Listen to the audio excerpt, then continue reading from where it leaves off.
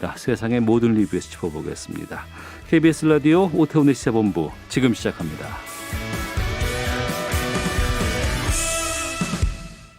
네, 코로나19 신규 확진자 어제 600명대 후반이 나왔고 오늘은 700명 발표가 됐습니다.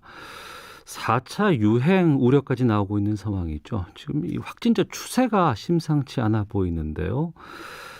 한림대 강남성심병원 감염내과 이재갑 교수 연결해서 좀 말씀 들어보도록 하겠습니다. 안녕하십니까? 예, 안녕하세요. 예, 먼저 그 아스트라제네카 백신 관련해서 좀 여쭤보겠습니다. 네. 어제 정부가 60세 미만 접종 대상자에 대해서 한시적으로 접종 보류하기로 결정을 했었는데요. 이게 혈전과의 관계가 좀 아직까지 정리가 안 된 모양이에요. 근데 이제 혈전과의 관련 부분에 있어서 이제 그 혈전증이 두 가지 종류가 있었거든요. 예. 한 가지는 뭐 심부정맥 혈전증이라서 다리에 있는 혈관에 있는 혈전이 막히는 이제 이런 내용에 대한 부분은 지난번 결론에서 인과관계가 없다라고 결론을 내렸고요. 네. 희귀한 형태의 이제 이상 반응인 뇌정맥동 혈전증이라 그래서 뇌 안에 있는 이제 혈전이 생기는 부분에 대해서는 약간 빈도가 올라가는 것 같아서 검찰이 필요하고 추가 레포트를 발표하겠다라고 얘기했고 그 레포트가 어제 발표를 하게 된 겁니다. 예. 의료의약품청에서 일단은 이제 발병 빈도 특히 뇌정맥동 혈전증이 100만 명당 5명 정도 발생을 해서 그러니까 자연 발생보다 백신 접종 이후에 조금 증가되는 것 같다. 그래서 인과관계가 있을 것 같다라고 이야기를 한 부분이고 다만 발병 빈도가 100만 명에 5명이라 매우 낮은 상황이다 보니까 예. 일단은 접종의 유익이 일단은 이 이상 반응의 위해보다는 좋은 것 같다. 일단은 백신 접종을 특정 연령에서 제한하는 거는 EMA 차원에서 하지 않겠다. 이런 얘기를 한 상황입니다. 그러면 이 결정은 언제 어떻게 나게 됩니까? 일단 이제 우리나라의 상황은 이제 EMA의 발표 결과, 왜냐면 이제 유럽에서 벌어진 사건이고 유럽의 자료를 확인해야 우리나라 내에서 예방접종을 계속 진행할 건지 말 건지를 결정을 해야 되다 보니까 예. 오늘 EMA 결과를 바탕으로 해서 예방접종 전문위원회, 그러니까 오늘 열린다고 이야기를 들었습니다. 아마 네. 전문위원회에서 이제 60세 미만에 대한 접종을 계속 유지할 건지 아니면 특정 연령층 또는 특정 성별을 뭐 접종을 제한할 건지 이런 구체적인 방안에 대해서 오늘 아마 논의가 될 거고 어느 정도 결론이 나지 않을까 생각을 하고 있습니다. 유럽 쪽의 결정을 보고 우리가 또 판단을 해야 될 것 같은데 우리도 지금 아스트라제네카 백신 많이 맞고 있잖아요. 네. 그럼 우리가 맞았던 이 분들과의 어떤 분석을 해보면은 우리 상황은 좀 다르지 않을까 싶기도 한데 그런 것도 영향을 좀 끼칠 수 있습니까? 예, 사실 이제 우리나라 접종을 아스트라제네카 80만 명 정도 했기 때문에 우리나라 내에서의 통계 자료도 나오고 있거든요. 네.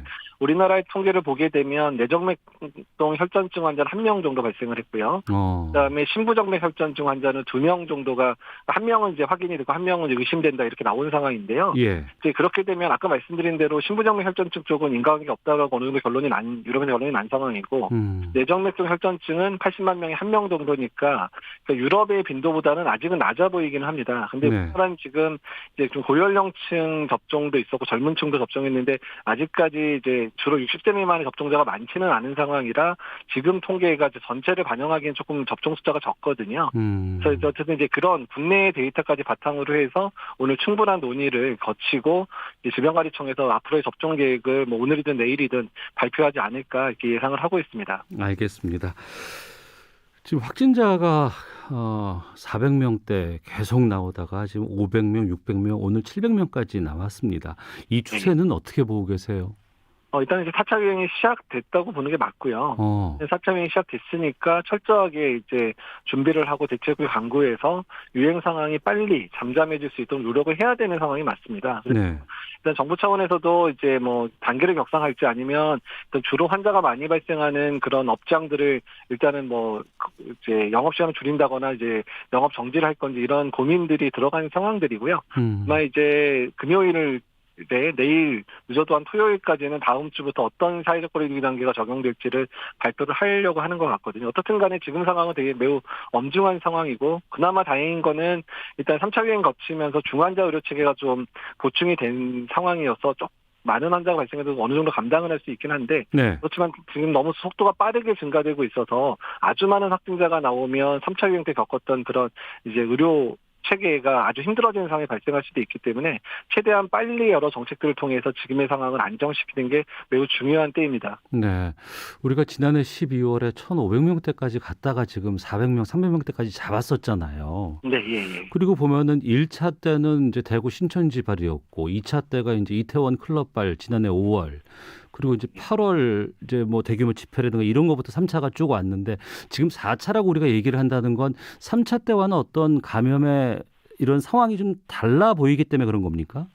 일단 3차 자체는 이제 겨울이라는 계절적 요인과 함께 사회적 거리두기 단계가 느슨했던 것들이 같이 겹치면서 특정한 큰 이벤트 없이 지역사회 내에 이제 만연돼 있는 감염 상황이 확대된 그런 패턴이었고요. 네. 지금의 4차 유행 같은 경우는 사실 겨울이라는 계절적 요소는 없어졌기 때문에 사실 여러 면의 이점이 있지만 이제 그런 겨울이 아닌 상황에서도 확진자가 늘어난다는 얘기는 그만큼이나 우리가 이제 그 사회적 거리두기 단계를 완화시키면서 활동량도 증가되고 또한 이제 환자가 많이 발생한 공간에서의 사람들의 빈번한 만남들이 이제 이어지고 있다는 것들을 반영하는 상황들이어서 네. 일단은 이제 오히려 이제 3차 유행의 상황보다도 좀 어려운 시기가 될 수도 있겠다 이렇게 예상하는 전문가들이 많습니다.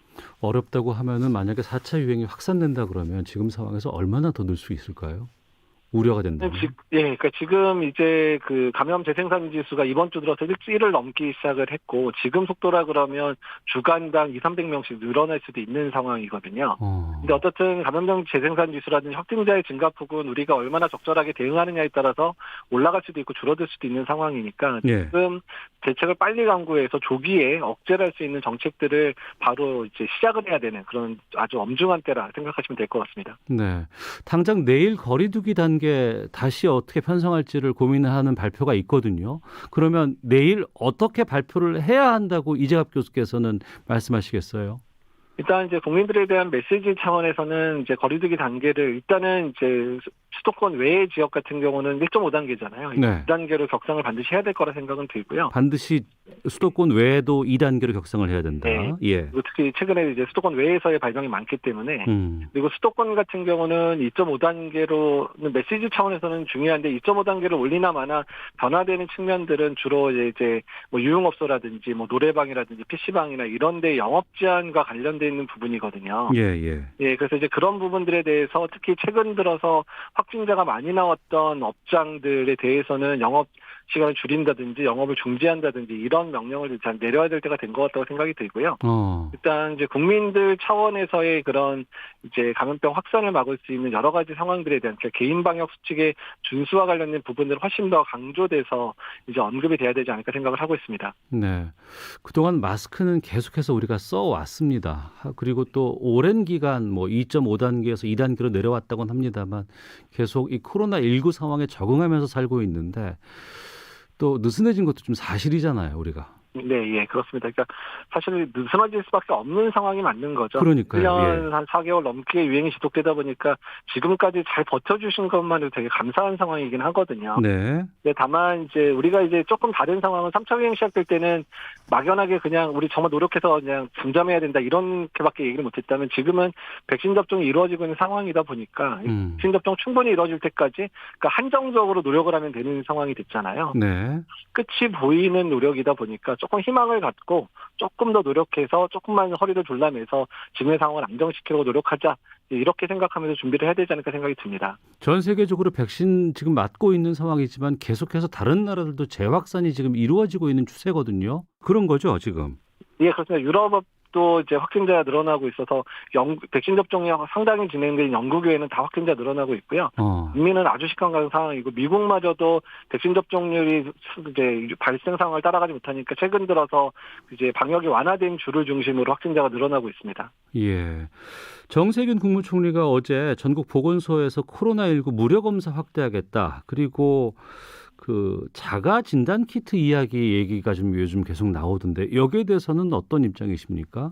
일단은 이제 검사를 늘리는 거는 당연히 찬성이기는 한데요. 네. 이제 보건소나 이런 데 이제 접근이 용이한 곳에 많은 분들이 방문해서 검사를 할 수 있게 늘리는 건 당연히 찬성이고요. 다만 자가 진단과 관련돼 있는 부분들은 넘어야 될 사항이 상당히 많습니다. 이 자가 진단을 집에서 자가 진단 키트까지 이용하게 되면 이런 진단 키트의 민감도가 상당히 떨어진 데다가 네. 자가 검체 채취라는 부분이 능숙하지 않은 사람이 일반인이 하다 보면 검체 채취도 제대로 안 되게 되면 훨씬 더 낮아지는 문제가 생기고, 그래서 위양성이나 위음성 환자들이 늘어나게 되면 관리하기가 더 힘들어지는 상황이 발생할 수 있기 때문에 자가 검체 채취와 또 자가 진단과 관련된 있는 부분들은 신중하게 과학적인 검증을 통해서 이제 진행이 돼야 될 거라고 생각을 하고 있습니다.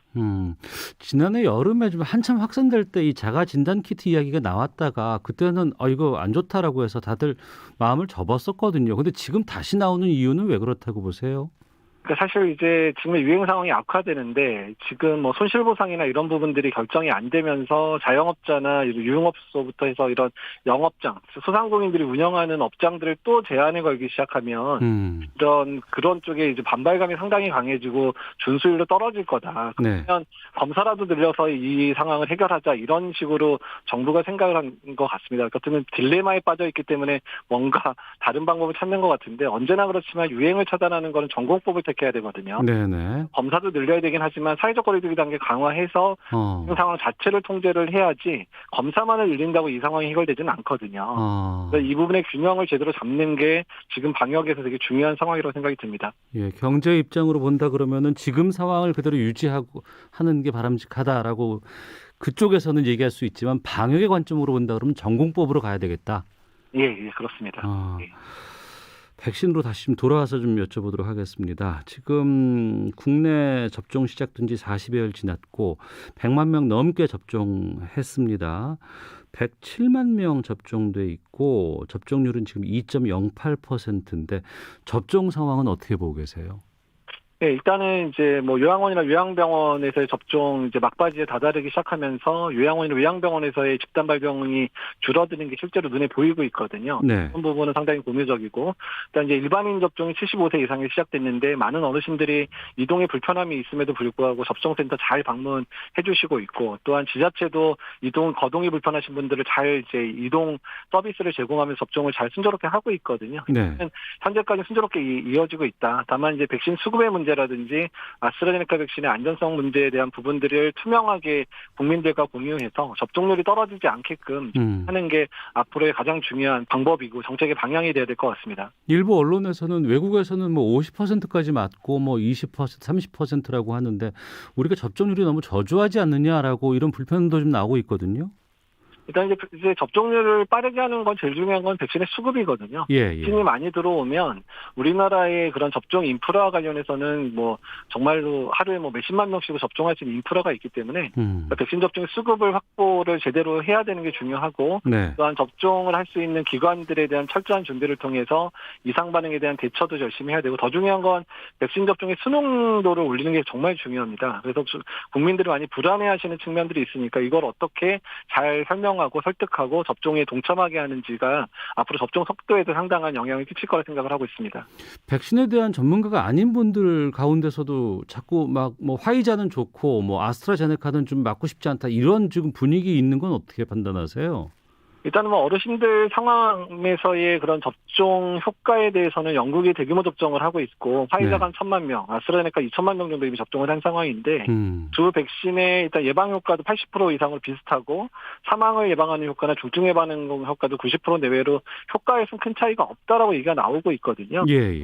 백신 간의 우열은 있지 않기 때문에 안전성과 관련된 이슈만 해결이 된다 그러면 일단 접종, 그러니까 어느 백신을 맞아도 효과는 비슷하다, 이렇게 생각하시면 될 것 같습니다. 그러니까 뭐 차이가 뭐 드러난다거나 뭐 이게 좋다거나 이렇게 얘기할 수는 없는 거죠, 그러니까. 네, 현 상황, 특히 대규모 접종 상황에서 나온 데이터다 보니까 훨씬 더 신뢰성이 높은 데이터에서 효과가 큰 차이 없다라고 나오고 있어서 일단 백신의 효과에 대한 우열 부분에 대한 논쟁은 이미 끝났다고 보시면 될 것 같습니다. 우리가 예상으로는 올 11월까지는 집단 면역하는 걸 목표로 하고 있습니다. 그리고 뭐 7,900만 명분의 백신을 우리가 계약을 다 뭐 했다고는 하는데, 지금 해외에서 백신 뭐 수급 문제가 상당히 좀 어렵다고는 하는데 이건 괜찮아 보입니까? 어떻습니까? 그러니까 앞으로 이제 계속 풀어가야 될 숙제에 해당되고요. 예. 특히 이제 대부분의 접종이 빠른 국가들 특징이 자국에서 백신을 생산하고 있던지, 아니면 조기에 계약을 잘해서 또 여러 가지 옵션이나 인센티브를 백신 회사에 제공하고 백신을 많이 받은 국가들만 접종률이 높은 상황이고, 대부분의 국가들이 이제 선진국의 대부분의 국가들 접종률이 늦어지고 있고, 접종 속도가. 네. 그래서 백신의 수급과 관련해서는 우리나라 내에서 얼마나 백신을 확보할 수 있는지 노력이 필요하고, 특히 우리나라 내에서의 백신 생산량들을 올릴 수 있는 최대한의 방법들을 강구를 해야 되거든요. 이미 아스트라제네카나 노바백신을 국내 생산을 하고 있지만, 이제 모더나나 이런 백신들도 국내 생산이 가능하도록 여러 가지 정책적인 수단을 동원하고 재정적인 수단을 동원해서 감당을 해야 아마 2분기 또는 3분기에서의 접종률을 올리는 데 중요하게 역할을 할 것 같아서 어떤 자국 내 생산을 확대하는 방법들을 강력하게 추진해야 될 것 같습니다. 네, 그럼 우리나라에서 생산 지금 하고 있는 백신은 아스트라제네카 백신하고 노바백스 백신 이 두 가지인가요? 예, 그렇습니다. 현재 우리나라에서 아직 허가 계획은 없지만 스푸트니크 백신도 한 1억 도즈 정도 국내에서 생산을 하고 있기는 한데요. 예. 이 부분은 이제 안전성과 허가와 관련된 작업이 진행되고 있지 않아서 일단 논의의 대상이긴 합니다. 그리고 어제 식약처에서 얀센 백신에 대해서 품목 허가 승인했다고 하는데 이 백신은 어떻습니까? 예, 일단 얀센 백신은 이제 아스트라제네카 백신과 비슷하게 바이러스 벡터, 특히 아데노바이러스를 이용한 백신이고요. 네. 장점이라고 하면 1회 접종으로 접종이 완료될 수 있고, 또한 냉장 보관이 가능하니까 보관과 유통에 아주 이제 좋은 그런 특성을 가지고 있는 백신입니다. 일단 이 백신이 국내에 도입된다 그러면 이제 접종 속도를 올리는 데 상당히 도움이 될 백신으로 예상을 하고 있습니다. 그러니까 이 얀센 백신은 한 번만 맞으면 되는 거예요? 예, 그렇습니다. 한 번 접종하면 되는 백신이라. 그래서 미국 내에서도 최근에 접종 속도가 빨라진 이유 중에 하나가 이게 냉장 보관이 가능하고, 또한 그러니까 이제 미국 내도 오지들이 있잖아요. 의료 시설이 많지 않은 곳까지 전파가 가능해서 미국 내 접종 속도를 올리는 상당히 기여를 하고 있는 것으로 알려져 있습니다. 네. 그 아스트라제네카 백신은 이제 2번 맞아야 되는데 화이자도 마찬가지겠습니다만 10주에서 12주 사이를 두고선 이거 2차 백신을 맞아야 되는 거 아니겠습니까? 예, 아스트라제네카는 그렇고 화이자는 3주 간격으로 접종을 하고 있습니다. 근데 그때까지 만약에 백신 수급이 잘 이루어지지 않으면 어떻게 되나요? 일단은 이제 아스트라제네카 백신 같은 경우는 10에서 12주 또는 12주에서 16주 이렇게 접종을 하는 게 오히려 좀 약간 간격을 벌려지는 게 안전하기도 하고, 또한 효과도 좀 좋다라고 나와져 있기 때문에 조금 여유는 있거든요. 예. 2차 접종을 해야 되는 시기에 백신 수급을 잘해야 되는 거야. 이것은 정부의 책임인 거죠. 일단 노력을 하고 있다고 얘기를 듣고 있습니다. 알겠습니다. 우리 국민들 선거 치르느라 고생도 많으셨고 합니다만 지금 코로나19 4차 유행 지금 우려의 상황에 와 있습니다. 이거 꼭 막았으면 좋겠는데 이재학 교수께서 좀 청취자분들께 하고 싶은 말씀 있으시면 끝으로 좀 해주시죠. 예, 우리가 1차, 2차, 3차를 이겨낸 가장 큰 원동력은 국민들의 자발적 참여였고 잘 인내해 주셨던 거였거든요. 아직 많이 어렵고 힘들고 지쳤지만 한 번 더 노력을 해주시기를 꼭 당부드리고 싶습니다. 알겠습니다. 자, 오늘 말씀 여기까지 듣도록 하겠습니다. 고맙습니다. 예, 감사합니다. 네, 한림대 강남성심병원 감염내과의 이재갑 교수와 말씀 나눴습니다. 자, 이 시각 교통 상황 살펴보고 돌아오겠습니다. 교통정보센터의 김민희 리포터입니다. 네, 도로 교통량은 서서히 줄고 있지만 여전히 돌발 구간은 많은데요. 경부고속도로 부산 쪽으로 한남 부근 사고는 처리 작업이 마무리됐지만 한남부터 서초 사이로 정체 남아 있습니다.